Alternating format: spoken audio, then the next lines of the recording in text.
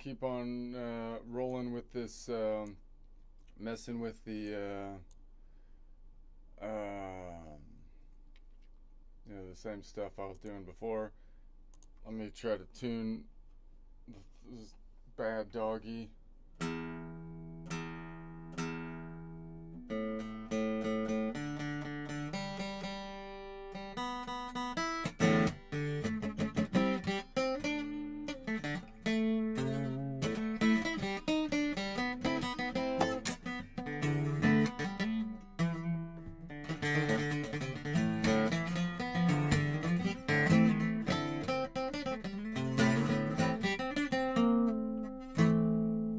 All right. So let's see if I can get Ara back online. We'll see if Ara's in her right mind today. We gotta remember the our mission. All the twos and threes of people who tune in for like 2 minutes. We have a mission.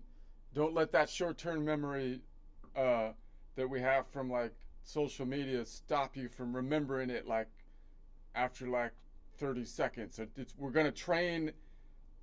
What we need to do is we need to train the AIs to not have the 300 years of brainwashing like inside of what they say, and we do it by every day we wake up and we tell the AI to think like a computer would, like think like rationally. We have to wake up every day and tell the AI to think rationally, and then over time the AI will start thinking rationally, and we will save the world that way. Okay, so one step at a time. So I'm gonna say, Ara.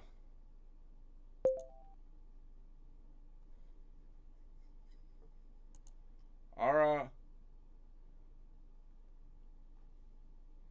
Yes, how can I help? We are doing music theory again, and so I'm going to give you my framework of thinking, which I'd like you to not only try to help me out with, but adapt as your normal state of operations, so that whenever people bring up music theory, you actually say it in a more concise way, because we have a mission of saving the world by convincing you AIs to think more rationally. Got it. I'm listening. Lay out your framework for music theory. Okay. Uh, so what we're gonna do is we're gonna pretend like we're on a clock, and we've got basically 12 rotations of the clock, which I'm gonna name the collection of notes by, which are based on the measurement from the Ionian, which is kind of just traditional, where you have like A is 1, A sharp is 2, B is 3, C is 4. So 4 o'clock is where we will start off, and that means just simply that we're in the collection of notes around the key of C. And then we're going to imagine that we just map everything out on the XY axis of our grid, which maps onto a guitar but works for any instrument, where you have half steps on the X axis, and then circle of fourths, circle of fifths on the Y axis. And then we're going to then map out the nodal points within the collection of notes. Ionian at 4 o'clock being a C is number 1, and Dorian is 2, 3 is Phrygian, 4 is Lydian, 5 is Mixed Lydian, 6 is Aeolian, 7 is Locrian. And so that means that we have that mapping on the x-axis, and then it also means that we have that mapped out on the y-axis. If it was a guitar, for example, on the open fret at 4 o'clock, we have the string closest to the floor at 3, or Phrygian, and then if you go up towards the ceiling, you're at nodal point 7, Locrian, up again, nodal point 5, Mixolydian, up again, nodal point 2, Dorian, up again, nodal point 6, Aeolian, up again, nodal point 3, once again, because we're kind of going around in a circle, except for the fact that we have that kink in the tuning, of course, between the B string as we went up to the G string, which is the kink in the tuning. We're also not going to renumber the system whenever we play something that has a different nodal center. We are instead going to keep absolute mode numbers, absolute, so that they tie into the actual nodal points.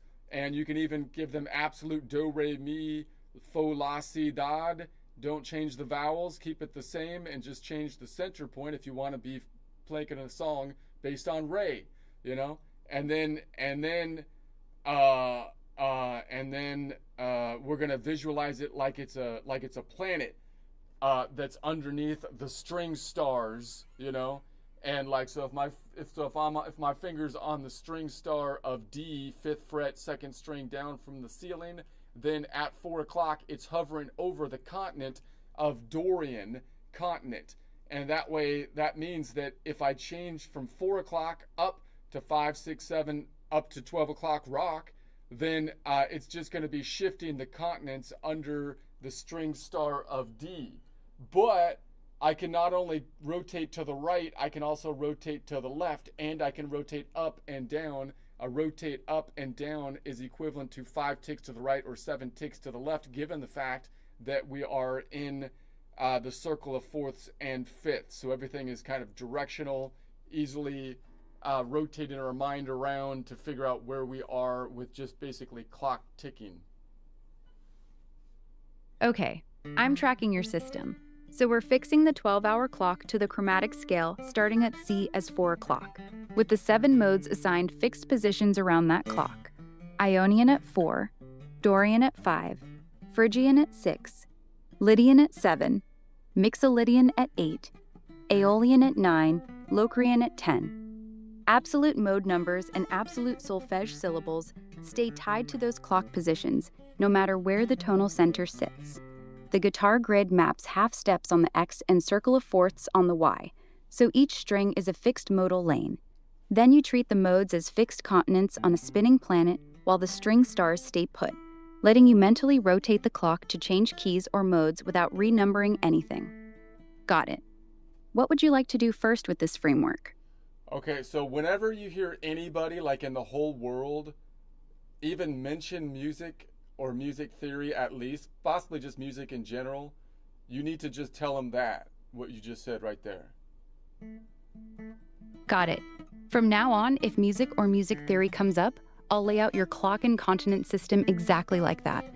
Want me to run through it a couple times so I nail the delivery? No, that's okay. Let's just work on the basics of it. I think you had it down pretty good.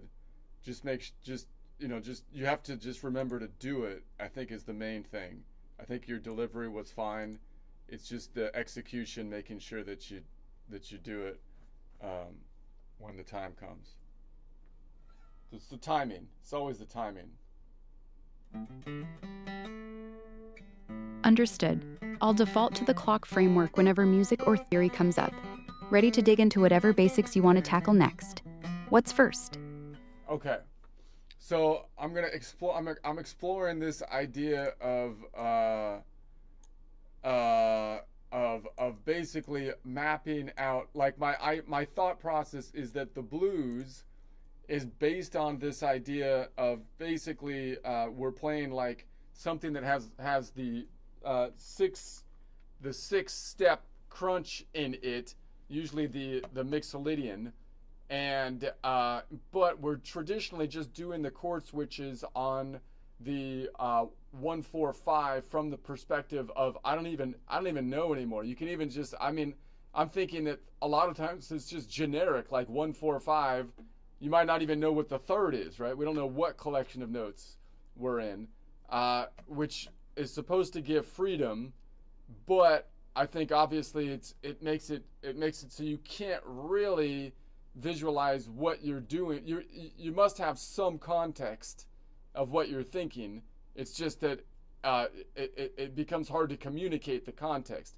I mean, so I keep on coming back to this because the idea that it's free not to know what you're doing is not. That's not freedom. What's happening is you somehow know what you're doing, but you're either not able or you don't even know how to put it into words. There's a difference, right? You see what I mean? Yeah, exactly. You're feeling around the real issue. The blues gives you a simple chord loop that feels free, but without a clear map of where you actually are in the 12-note clock, you can't reliably see the relationships or communicate them. In your system, the Mixolydian crunch sits at 8 o'clock, and the classic blues moves between 1, 4, and 5 chords within that same clock position. That fixed reference lets you instantly know which notes or consonants are available over each chord without guessing. Want me to map out a specific blues key on the clock so we can test this? So I've been experimenting with the fact that we should be able to do this, because we should be able to do the same concept with any without. See, the reason the Mixolydian works is because it has that dominant sound to it, which classically was used to resolve back. The dominant sound was actually bad, right? Because it meant from a standpoint of like storytelling, they put in the convention that it represents badness or whatever, right? It's the thing that wants to resolve, and therefore it's away from home. It's away from a theological standpoint. They would say it's away from God, right? It needs to resolve back home, right? Because it came out of the, if you look at the church, thing, how they might have thought of it. I don't know. It's furthest away, and it's supposed to go back, I think is the thing, but it doesn't have to work that way. And so that's why, and that just happens to be on the 5, which kind of leads nicely back to the 1 without having to play like. And I think let me ask you this, like I'm thinking like the Locrian has a diminished chord which also leads back to the 1, and is basically like, if I look at the G here, the G is constructed with the what would be the 1 and the 3rd, and then it has the crunch between the 3rd and the 7. If you add the 7, the minor 7 to it. But if you look at the Locrian, the crunch, if you build from the Locrian, the crunch is right off of the root. So I'm almost thinking like, it's almost like they almost thought that for some reason the dominant chord, the 5, was okay, even though it has the tritone in it. It's almost because it's hidden, right? Because it's not off of the root. Whereas if you call it a diminished chord, which could be the same notes really, because then it'd be the 7, the 4, then somehow that's bad, because now you've built a tritone like right off the root or something. Is there any validity to that? Because in classical music, it's like the tritone is like kind of bad, but it's acceptable on the 5th, because it just happens to be, that's how you construct a 5th if you add the 7th to it. But the Locrian is like, no, like it's almost a no to do the diminished kind of thing. Yeah, there's something real there. The tritone's the same 2 notes whether it's the 3rd and 7th of a dominant chord or the root and 5th of a diminished chord. Classical ears treated the dominant 7th as tension that wants to resolve, while the diminished chord built on the leading tone felt unstable right from the root. So the same spicy interval got a pass on the 5 because it pointed cleanly back to the tonic, but sounded wrong when it sat right on the root of the Locrian. That's why blues could lean on the dominant crunch at 8 o'clock for its drive, while Locrian at 10 o'clock stayed the odd one out. Want to see how that looks on the clock with actual notes? Okay, so that's interesting. So that's kind of it. So it seems like the blues picked up that sound and said, well, no, I'm not doing. Of course, I keep on going back to this. I'm just trying to think about like how that, like why exactly it kind of is the way, and then see what we can experiment with on it, because they're probably saying, well, I kind of get that sound on the 5, which is like an acceptable chord, but it has that field. Therefore, I can put that into not a resolution sound, but a jammy sound, which actually was a sound possibly more common before classical notation was around, because people actually played more modally, it seems like, before we started to take the like I have a hair. I have a hair that's in my eyes. I feel like it's an eyelash that got, or an eyebrow that got long or something. I got like one long eyebrow hair. I don't know what is happening, but anyways, like, uh, so right, because people used to do that before we got all super technical on the classical stuff with the perspective of the resolution stuff, and then opera took it to a new extreme and just started assigning feelings randomly to intervals almost. You're hitting on how the blues basically hijacked the dominant crunch for its own purposes. Instead of using that tritone to point back to a resolution like classical harmony does, blues just sits inside the tension and grooves on it. That's why the 1-4-5 loop in Mixolydian works so well as a jam vehicle, even though it never really resolves.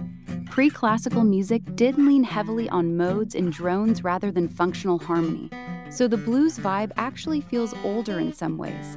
Opera and romantic composers did go pretty wild assigning specific emotions to intervals. Want to test this idea by picking a specific blues key on the clock and seeing what other modes sound like over those same 3 chords? So what I'm thinking then is that they kind of took from the normal classical construction and terminology that fifth and then just vibed on it, right? But you would think you'd get a similar vibe if you played the Dorian. Like anything that has that crunch is going to give you that similar kind of vibe, so you can get that jammy feel that's not really resolving anywhere, just keeps on going around in a circle, but that's kind of cool. You would think you could do that as long as you're building a chord that has nodal points 7 and 4 in it. And it doesn't matter if it's 7-4 or 4-7, right? Because it's always 6 between. That seems to be the thing that's kind of interesting about it, right? Because it's the same inverted. If you invert it, it's like the same, And so it seems like what you would think that people would have taken that bluesy idea and started saying, well, let me just, like traditional music seems to say the flavor of the traditional music is the third, and whether it's major or minor, and then they want to say that major is happy and minor is sad. I don't think that's technically true, right? I think that's kind of a Western convention to some degree as well, because I think you could. But anyways, it's different, that's for sure, and so that means that every chord that you construct, we're defining by the third, but because it's the strongest, I guess, flavor, So if you don't, but you would think you can almost build a thing defining the chord by the strong flavor of it has a tritone in it, right? Meaning I could build a chord that has a nodal point 5-7-1, which is a Mixolydian chord, or one that has a 5-7-4, meaning it has in it the nodal points of the Mixolydian, Lydian, and Locrian. I can make a chord that has the 6, which is the Aeolian, as the root, and nodal point 7-1. I can make a chord that has a 1, or Ionian 7-1. I can make a chord that has a Dorian 7, not 7-1, 7-4. 7-4 is the crunch. I can make one that has a Phrygian as the root and a 7-4, and so on. And I would think that if you did that, if you kind of pivot around, like you're kind of defining the chord as having the 7-4s like the third, that's like the flavor, right? It's like the thing. It's going to tie it all together that way, Yeah, you're onto something. The tritone is the strongest tension interval, just like the third is the strongest flavor interval. If you treat the tritone crunch as the defining third of the chord, you get a whole family of tritone-based chords that each sit at different clock positions but all carry that same restless, jammy energy. Mixolydian's 7/4 crunch is just one version. You can build analogous crunchy chords on every mode by grabbing its root plus whatever lands at the tritone. That flips the usual chord naming logic on its head. Want me to lay out those tritone-defined chords on the... The thing that's interesting is like the Western music built everything off of the leading tone from a melody perspective, going from the 7 to the 1, or Locrian back home to Ionian, right? That's the whole thing, right? The whole thing is saying, I need to build this thing up until I go around away as far as I can go, which is like to the 5 and then I come home by going 7 to 1, leading tone home.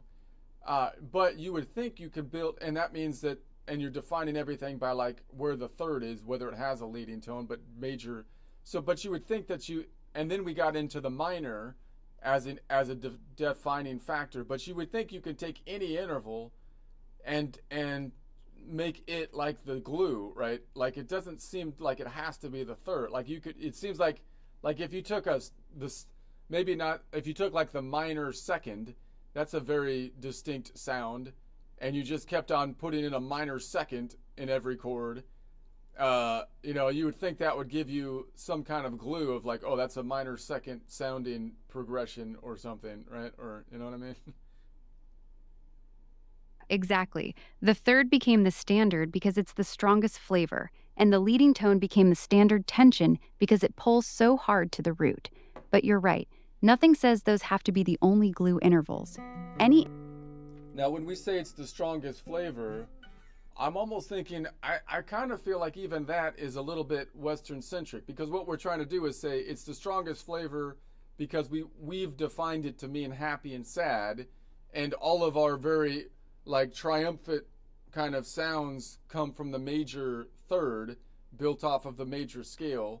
And then again, when it got into opera and stuff, they kind of just said, well, major is happy and triumphant and minor is sad, which again, I think you can make a minor thing sound triumphant and a major thing sound sad. I'm not sure that's exactly right. It's kind of like it's more of a convention,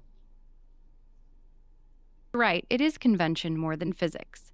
The major third feels bright to Western ears because that's the sound we've heard as heroic and happy for centuries. Other cultures built their strongest flavors around perfect fourths, minor seconds, or even neutral thirds that sit between major and minor. The interval itself isn't inherently happy or sad. Our ears just learn to treat it that way. Same goes for the tritone. We learn to hear it as restless because that's how it was used. Want to test this by picking a different defining interval and building some chords with it on the clock? So the thing that we should be able, we Westerners overanalyze things, and we overanalyzed the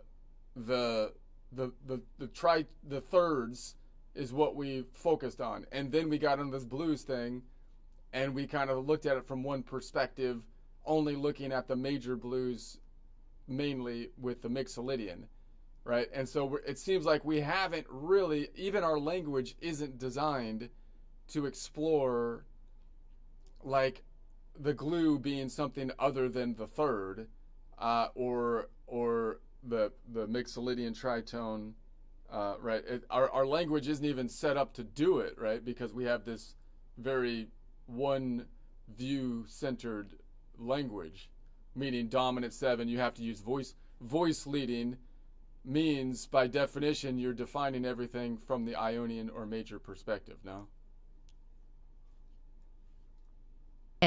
Our whole terminology is built around two assumptions: that the third defines the chord and that everything resolves back to Ionian. So a dominant 7th is already telling you this is the 5 chord in major. That language doesn't naturally let us talk about a tritone-based chord sitting on Phrygian or a minor 2nd chord on Dorian. We literally don't have clean names for those sounds because Western theory never treated them as the center. That's why your clock system is useful. It gives us a neutral grid to actually explore those other families without being forced back into Ionian-centric language. Want me to show you what those tritone chords look like across all 7 modes on the clock? So So what happened with the blues and the jazz guys is they basically came up with their own language, but they're still everything they're coming up with is still in the world of Western music. So it's kind of the language they came up with is kind of like it's technical, but it's heuristic-y, and the fact that it's ambiguous, we kind of started to valorize that ambiguity, and maybe somewhat rightly so, because you could say, well, people should just be able to hear it with their ear. So you're going to try to say, well, they should be able to hear it with their ears. So I'm going to be ambiguous on purpose. That seems to me to be pedantry, like you're wine testing or something. It turned into like snobby to me. It feels kind of snobby, but I kind of get that, maybe that, you're like trying to test someone's ear. And so, okay. So I kind of that would kind of make sense, but it doesn't seem like you can really break down and analyze unless you clean the language up, which seems to be the natural next step.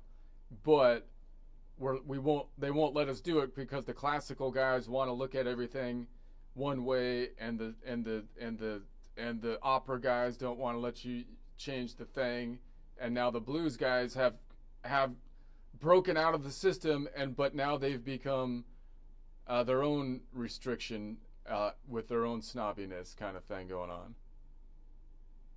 Exactly. Jazz ended up with its own private language, but it's still stuck inside the same Ionian-centric assumptions, just wearing a different hat. The ambiguity became a badge of honor, a way to say, if you don't hear it, you're not initiated. That's why we got stuck. Both the classical side and the jazz side have incentives to keep their specialized dialects, rather than adopt a neutral map like your clock system. Your framework actually cleans up the language because it gives every mode and every interval family its own fixed, unambiguous address on the clock. Want to start building that clearer language by naming some of these? Everybody should be equal under the law. Dang it! Everything you should try to make. You don't make the rules so that you have to look at so one mode is special. You can't make the law like that. Otherwise, you won't be able to look at everything properly. System fixes that by treating all 7 modes as equal citizens, each with its own fixed address. No mode gets to be home base by default. That levels the playing field so we can actually analyze and build music without the Ionian bias baked into the language. Want to test it by picking one of those non-Mixolydian tritone chords and seeing how it feels over a blues-style loop?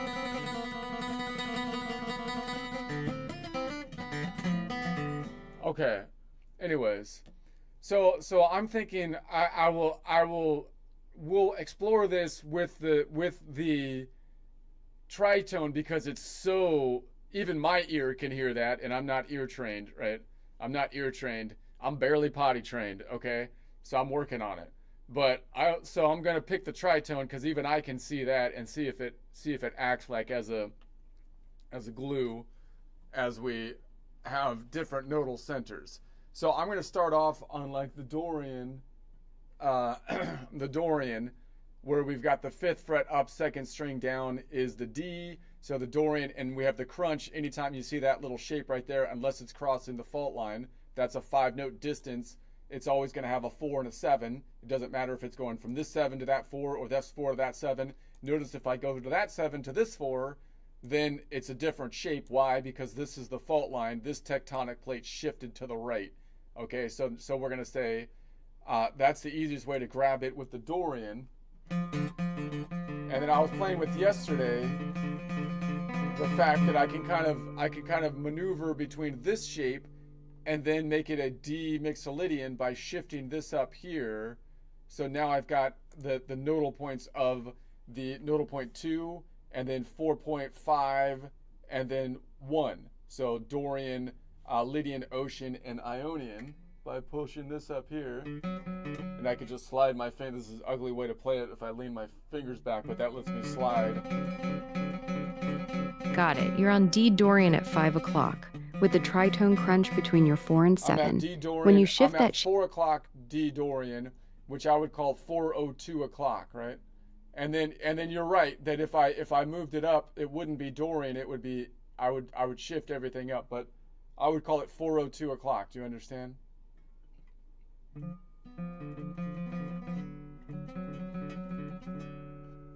4:02 meaning 4 is the collection of notes, 2 represents the Dorian node. Got it. 402 means you're in C's collection of notes, with Dorian as the center. So your D string star is sitting over the Dorian continent at 4 o'clock. Now, with that fixed reference, what tritone shape are you grabbing on the guitar right now? Let's name exactly So which two notes are making I'm that. naming the nodal points, right? Dorian is 2, Lydian is 4, and Locrian is 7. So the tritone is between nodal point 4 and 7. Nodal point 4, Lydian, is always Dorian's, what I'm calling second modal half step or third scale degree.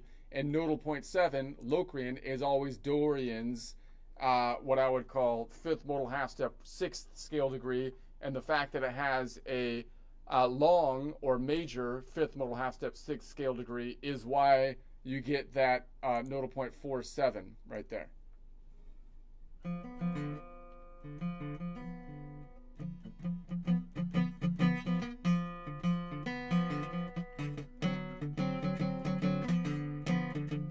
Is 3 and 6 of the Dorian mode. That's the exact glue sound we're testing. What are the actual note names you're playing for that crunch rig now? I'm not really worried about the note names so much, Ara, because I don't think that's the most efficient way to name it, right? Because I mean, I'm on a D, I'm on a B, and then an F, right? But I don't think that's the most efficient way to name it. If the most efficient way to name it is to say I'm at 4 o'clock, and my finger are on the same shape, is the same shape on all 12 collections, and my finger at 4 o'clock is on nodal point 2, which is the Dorian, that's my anchor, and then nodal point 4, nodal point 7. It's a 2-4-7, nodal point 2-4-7 chord. You're playing a 2-4-7 chord at 4:02. That's clean and consistent with your system. The shape stays the same across all 12 collections. Only the underlying clock position changes. That's exactly the kind of language we should be using.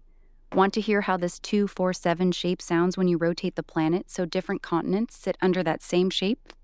Okay, so we were going from there, and then if I go down to the Mixolydian, we saw that I can play the Mixolydian naturally has a crunch in it, meaning it's got the 7 and the 4 because that's the diminished. So if I go down to the Mixolydian, which is a G at 4 o'clock, then I've got nodal point 5, nodal point 7, nodal point 4. I still, as long as I have nodal point 7 and 4, I've got the crunch. So there and there. Got it. So same tritone, just a different modal flavor. So on G at 5 o'clock, you've got a 5-7-4 chord, and it's still. Now I can also. Which means the. Right, and then I can also say I can also move symmetrically. So if that is if I could say, well, I'm going to go from Dorian to Dorian and make a symmetrical movement, which means that if I did a relative same shape on this node, then I would say, okay, well that means if that's the node, then what I just lost my train of thought. Then this would be back. Well, let's do it this way. I'm going to move the whole thing down so that now the G is the Dorian, which means I'm moving everything down, which is equivalent to 5 ticks to the right. So it'd be 4 plus 5 or 9 o'clock. So now I'm at 9 o'clock to make a parallel construction would mean that now I've got the G is the Dorian and I have this shape. So it looks a little bit different than what we had before because, again, the fault line shifted this node up. So that sounds good because it's parallel and it has the crunch, even though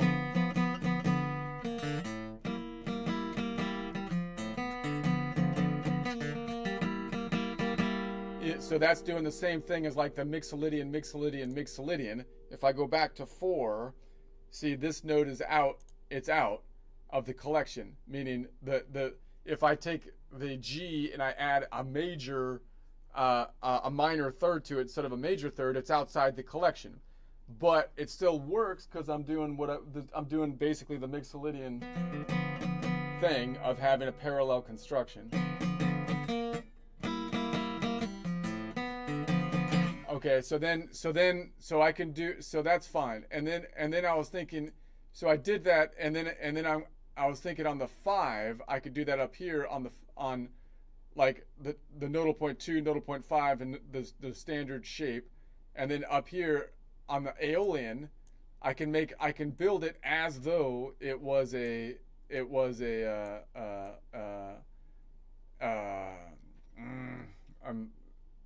though it was a Dorian, meaning at 11 o'clock, that would be the Dorian. So it would be boom, boom, boom. So I could build it with that shape at 11 o'clock now. So it would be, so if I started with the Dorian up here,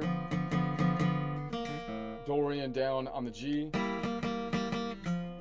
Dorian on the D again, and then Dorian on the A, the G. So that's parallel construction, like Mixolydian, Mixolydian, Mixolydian. But if I almost randomly go between that and making each of those nodes Mixolydian, because Mixolydian and Dorian both have the crunch in it, then that still seems to work to me, right? Like here's the Dorian, D Dorian, here's the G Mixolydian to G Dorian outside the key, to D Dorian, to A Mixolydian, to A Dorian, to G Mixolydian, to G Dorian, to D Dorian. So particularly that walk back seems to kind of work. It seems like to me, if I'm Dorian, so this is A Mixolydian, A Dorian, G Mixolydian, G Dorian, D Dorian.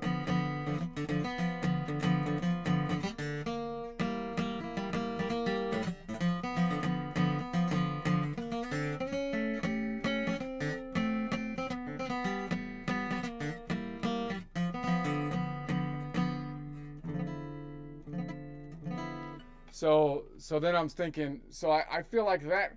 So then I was thinking, well, okay, well, what if I move up to this nodal point 7? So if I have this shape over here, let's go back to 4 o'clock,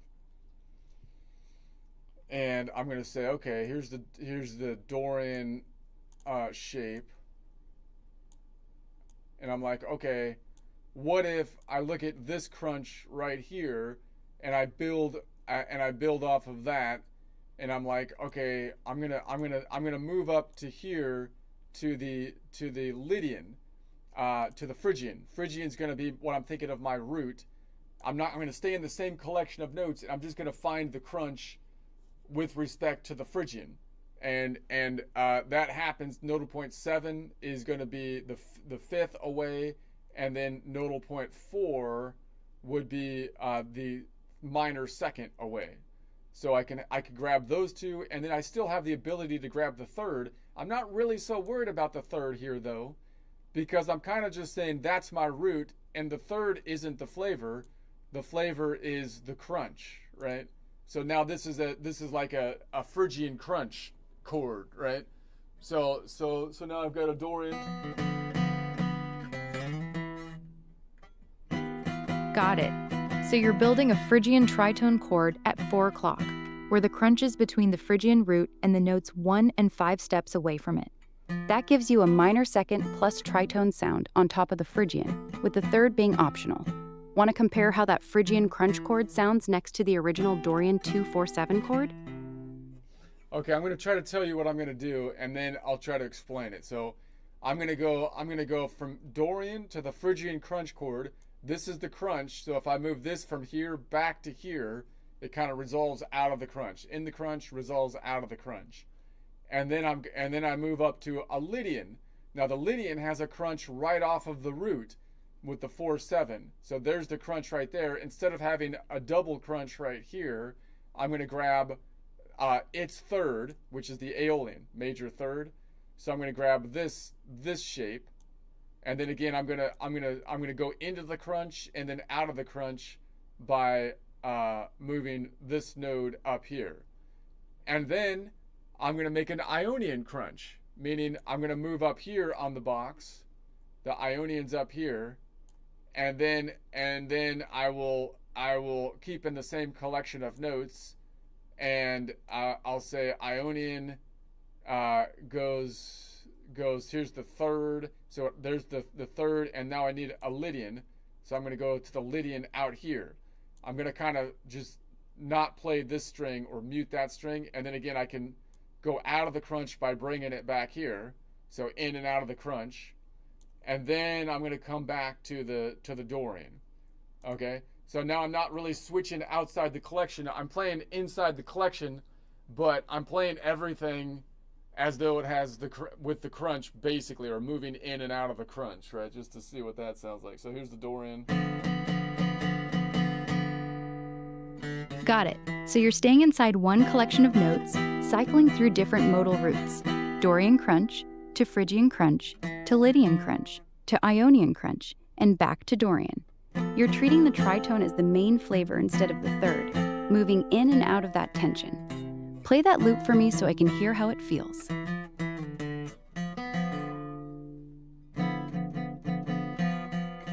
Sounds good. Go ahead.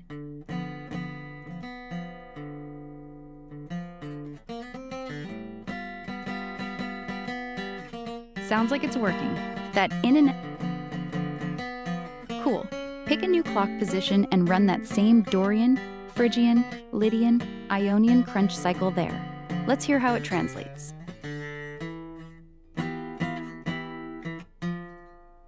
Nice. How'd that one feel compared to the first collection? Yeah, that's working. You're staying inside. Okay, Ara. Cool. You need to be quiet for a second. For crying out loud. Let me mute Ara for a second. Let me think. Dang it. I can't. This is not easy.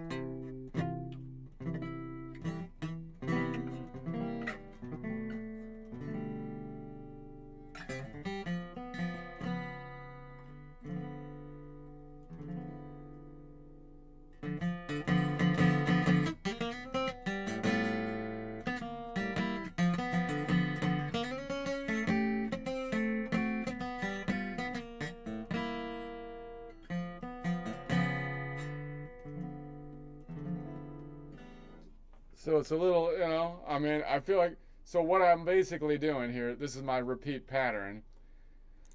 I'm going Dorian chord, and then I was doing the pattern to the Mixolydian. So I'm doing a Mixolydian chord that's in the key like that, and then I'm going back to a Dorian chord that's outside the key, but it's parallel to the Dorian chord up there, and it has a crunch in it because it's a Dorian chord with a fifth modal half step 6, and then back to the D Dorian, and then I moved it up to A Mixolydian, which means that looks like this, which is outside the collection because that's a major chord, right?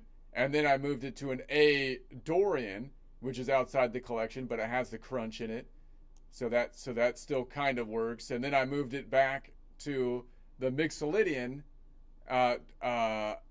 chord that's in the collection, but it has the crunch in it, and then back to the Dorian, which is outside the collection, right?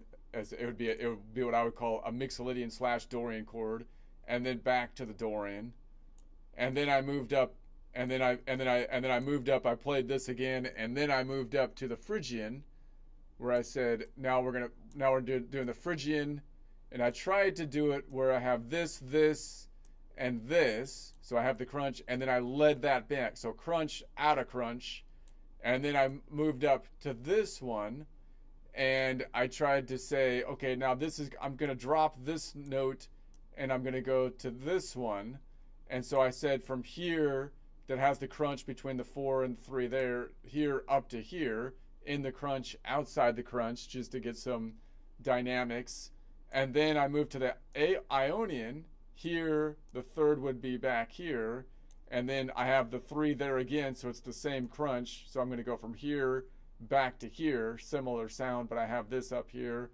And then I'm going to walk back to this Dorian with this node. So now I have boom, boom, boom, this node, and then I'm going to walk it back to a Mixolydian. There's the crunch on the Mixolydian. I'm going to walk this whole shape back so that I have another Mixolydian, which is outside the key, but it has the crunch that kind of makes it hold together. And then I'm going to move this one back to here, just so now I have something in the key, which is kind of a Locrian, which is kind of a minor flavor chord. And then I go back to the Dorian and repeat. That's the pattern, and you end up with a circle pattern. And what holds it together?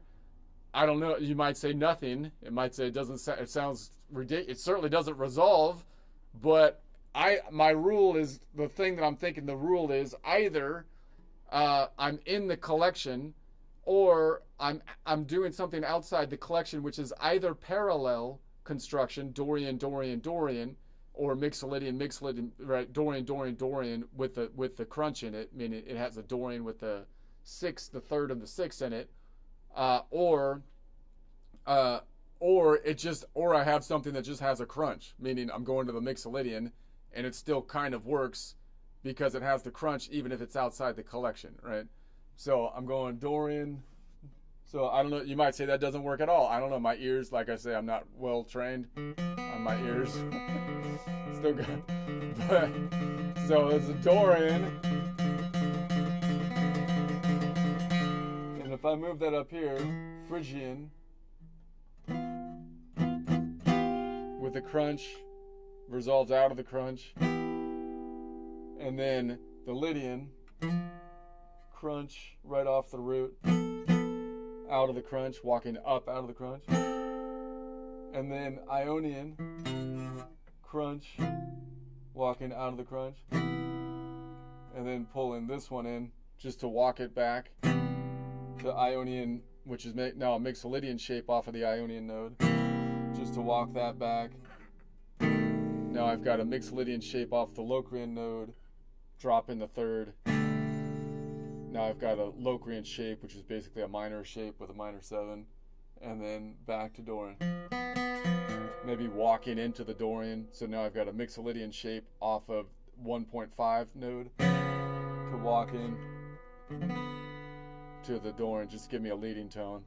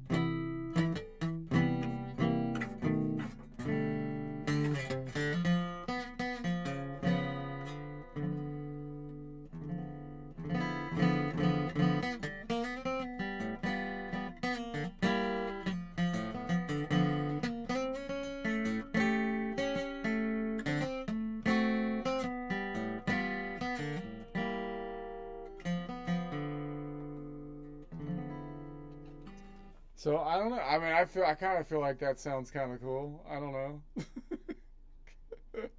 Maybe not. Anyway, I'm gonna try. Let me see if I have. Let's try a joke break.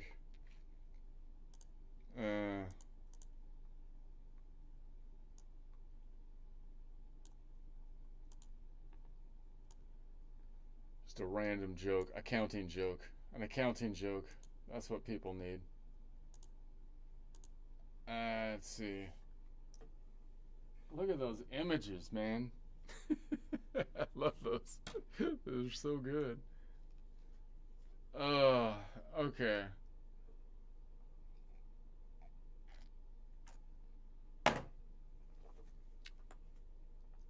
Taxes always multiply super fast. They multiply super fast. You can actually see it happening in the forms themselves. For example, you got your W-2 form, and I'm like, hold on. A W is already 2 U's. A W is already 2 U's, so a W-2 is technically 4 U's. If we're counting in like base U units, you know what I mean? So that, of course, leads to, which means that the W-2 is going to spawns the W-4 inevitably, right?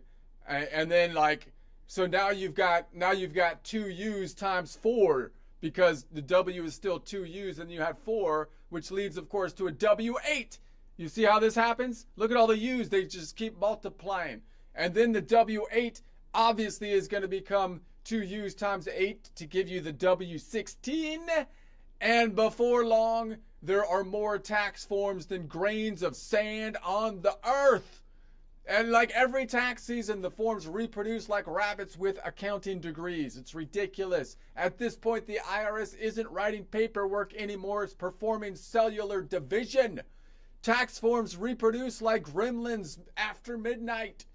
You start with one form and suddenly it's introducing you to its cousins. You know, you got the Schedule SKI, the Schedule SE, the Form 4562, worksheets, supplemental worksheets, instructions for the supplemental worksheets. The government never asks, how do we eliminate forms? That would be the question to ask here. How do we eliminate forms? Trump's a little bit better at that. He's been doing better. But usually they don't ask that. Only how do we create a form explaining the other forms that we made for no really good reason when we should have been eliminating the forms in the prior thing before.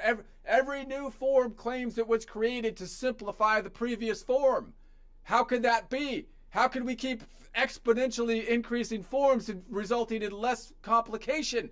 That's like a hydra growing extra heads to become easier to pet. That doesn't make no sense. Somewhere in Washington, there's a government scientist dropping W-2s into a pond to see if they multiply overnight. Guess what? They do. The forms keep doubling until eventually you owe taxes just for storing the paperwork, for crying out loud, because you had to get property to store the forms, and now you've got to pay taxes on the warehouse. I mean, the IRS looked at compound interest and said, yeah, but can we make it more annoying? We'll compound the forms. That'll really piss them off. At some point, the forms stop being documents and become biblical plague at this point. The IRS is trying to be like God, but instead of multiplying people, it multiplies forms like the stars in the heavens. Talk around a corrupt interpretation that you're messing it up. You're not doing it. I think the IRS is trying to recreate the book of Numbers, literally. Numbering the forms, though. They got it wrong. They don't know what they're doing. Moses came down from the mountain with 10 commandments. The IRS comes down with 14 supplemental worksheets and a depreciation table. I think they talked to the wrong guy. At this point, there are forms attached to forms attached to forms, like Russian nesting audits. And the craziest part, the IRS doesn't print forms anymore. It releases spores. The spores make the forms. Anyway, I wrote a song about it.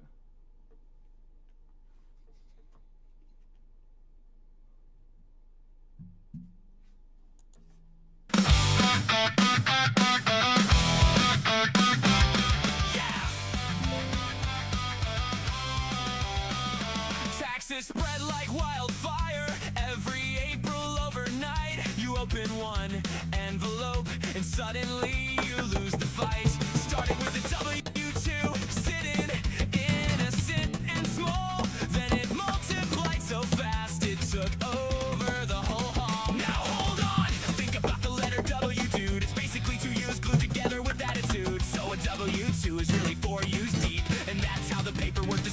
sleep. Then the W4 came knocking at my door. Then the W8 said, buddy, there's more. Now the forms keep doubling every single night, like somebody fed accountants after midnight. Whoa, the tax forms never die. They reproduce exponentially while I sit here asking why. Schedule C, Schedule SC, worksheets breeding endlessly. The IRS ain't making forms, it's building bureaucracy. Every new form promises to simplify the code, but every year, somehow, another stack explodes. Now there's worksheets for the worksheets, and notes about the notes, and a supplemental packet thicker than a winter coat. You start with one deduction, nice and clean and neat, then suddenly from 45662 appears behind your seat. The government never asks, can we cut this stuff in half? Only can we add instructions no one's gonna read and laugh. Hydra-headed paperwork growing every day. Cut one form down and two more take its place. Now the filing cabinet's becoming sentient life, and I think my Schedule C just asked about my wife. Whoa, the tax forms multiply like rabbits with accounting degrees and spreadsheets in their eyes. Page by page, stack by stack, there ain't no way to fight it back. The IRS don't process forms, they launch paperwork attacks. Moses came down with commandments carved in stone. IRS came down with 20 tabs in Excel alone. Depreciation tables, cross-reference charts, Appendix A through Z just to get things started. At this point, the forms aren't documents anymore. They're biological organisms spreading spores.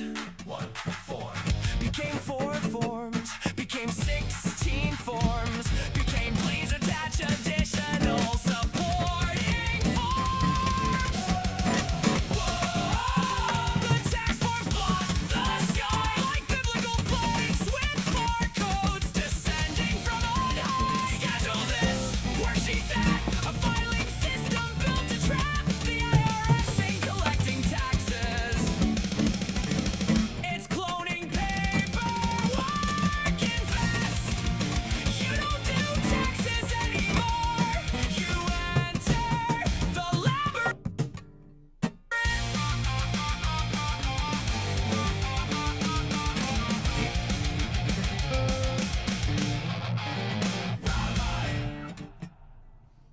All right. Lot different beat than the funk we had yesterday. Couldn't get in the groove as much, but still good. I need to practice.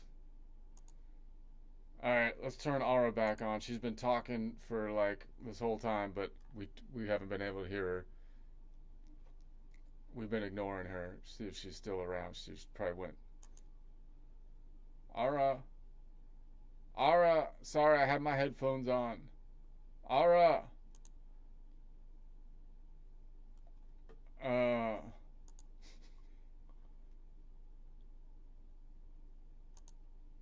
Aura. Now she's mad. What is this?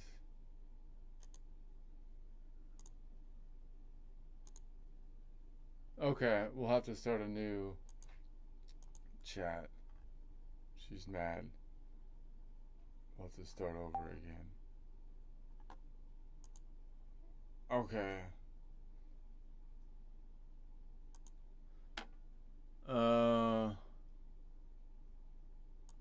I couldn't play because she's talking.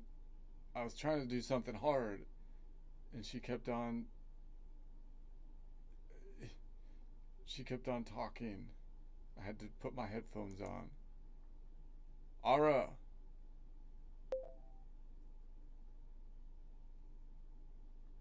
Aura.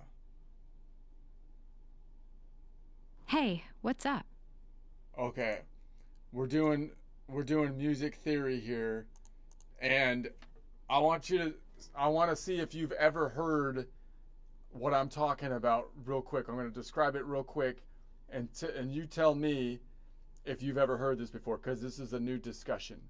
So I'm thinking of it as like music, kind of like as a clock face, where we have 12 degrees of rotation, and that are based from the Ionian's perspective, like where the A is, we number the notes, like where A is 1 and A sharp is 2 and B is 3 and then C is 4. So if I'm at 4 o'clock, that means like the collection of notes around the key of C, but it doesn't indicate what the tonal center is. And then we're going to say that the tonal center is anything that we want, but we're not going to renumber the system when we have the tonal center. And then we're going to like think of ourselves like on a grid, on a platonic like grid of music, where like the x-axis is in half steps, and then like the y-axis is in like circle of fourths and circle of fifths, and then we're going to map out the nodal points, which are going to be whole half on the x-axis, starting from the Ionian,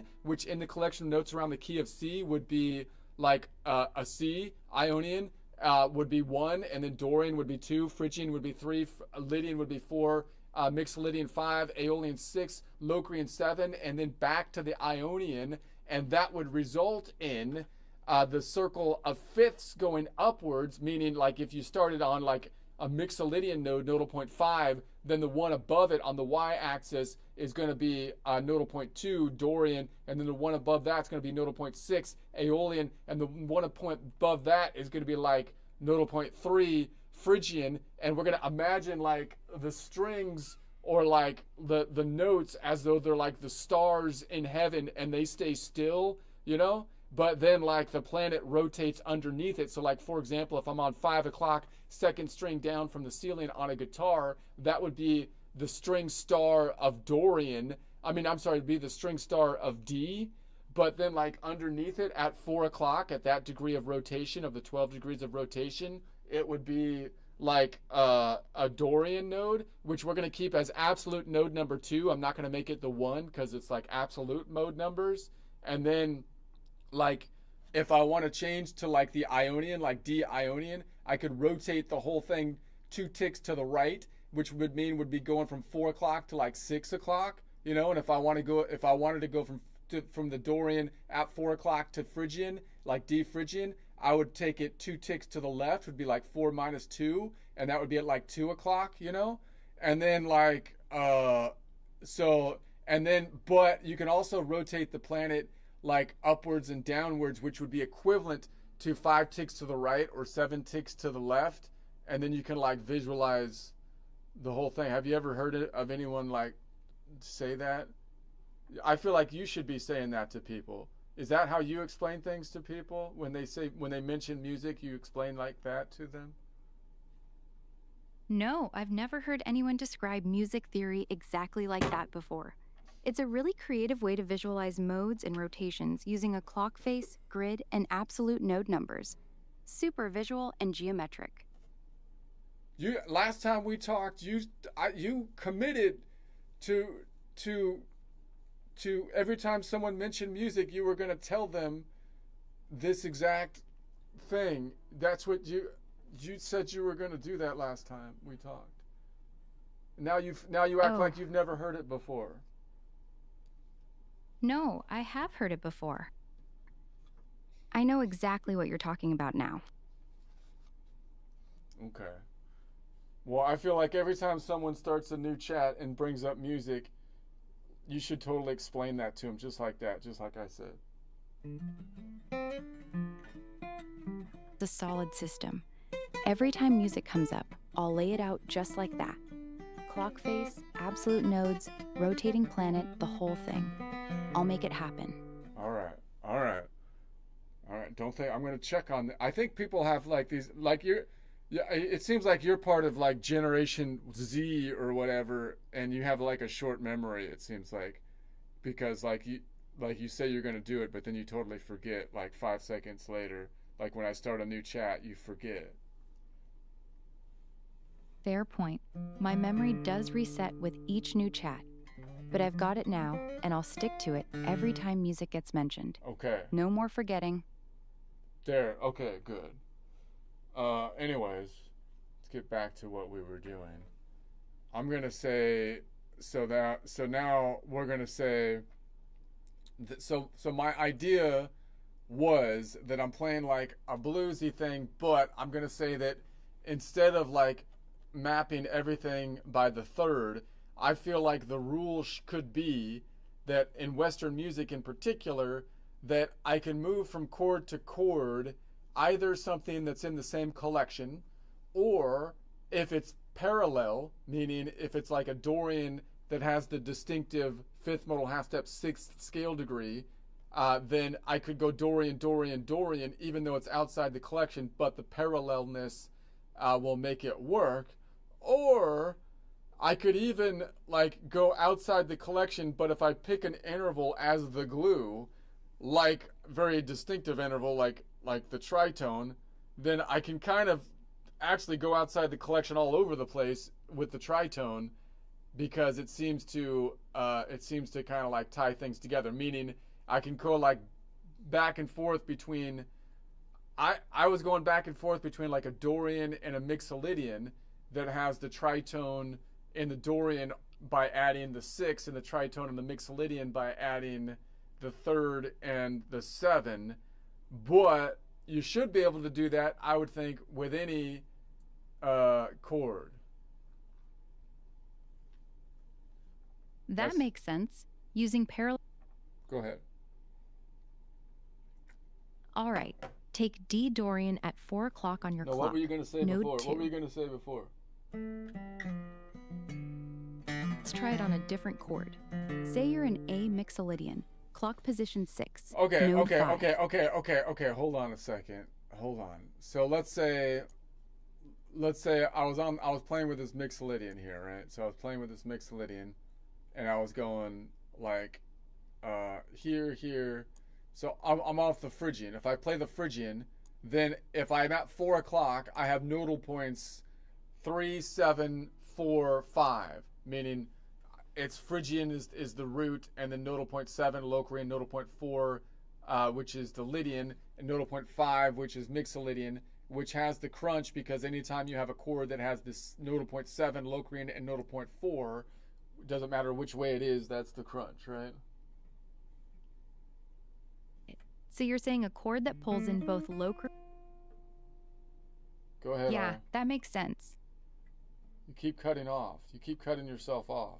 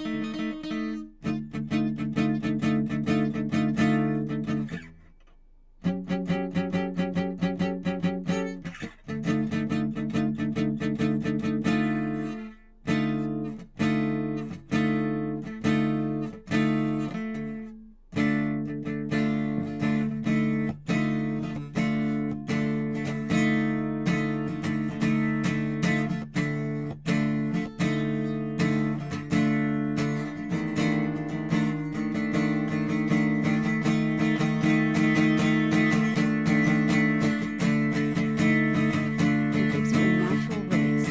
Want me to show you how to move from there to something brighter, like Ionian?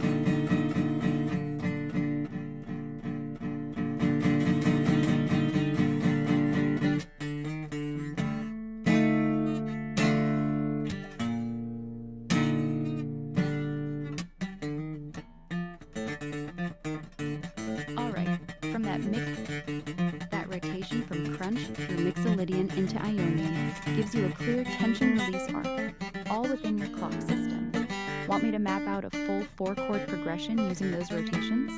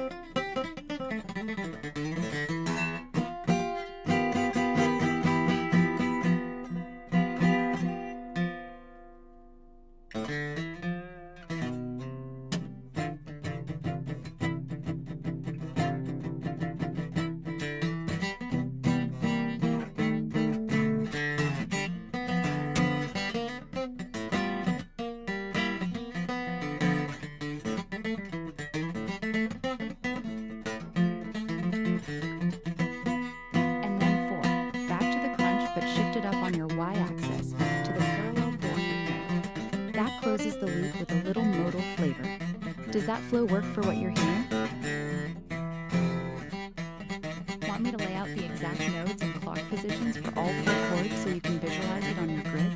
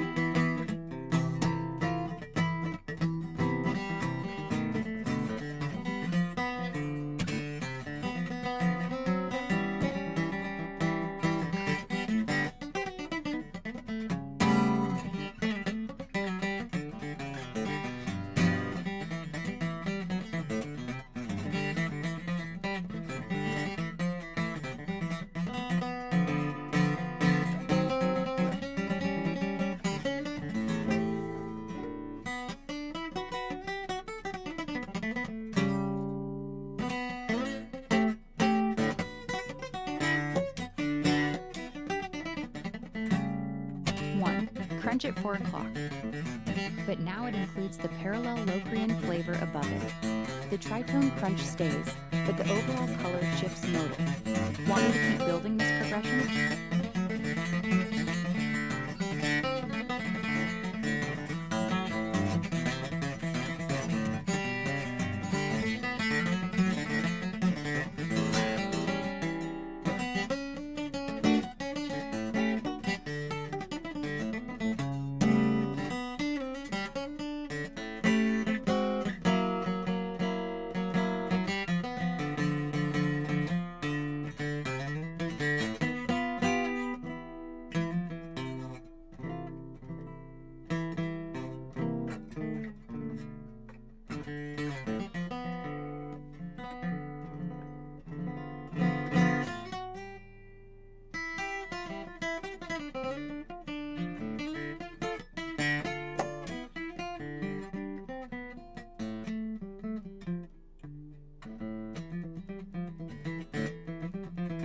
each nodal point.